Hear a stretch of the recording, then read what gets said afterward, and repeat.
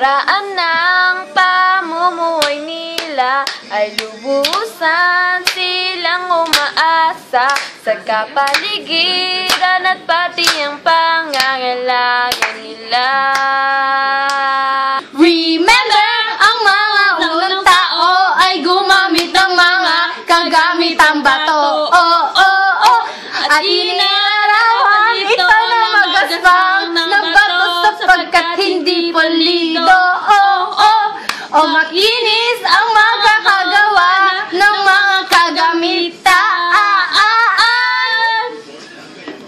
Itinuturing na isa sa pinakamagang tuklas ng unang tao.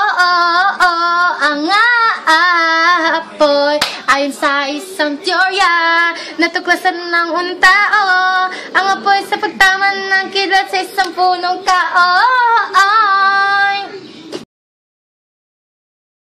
Tinatayang nagsimula ang Neolitiko noong 8,000 BCE at nagtapos noong 3,000 BCE. Tinatayang nagsimula ang panahong Neolitiko noong 8,000 BCE. 8,000 BCE!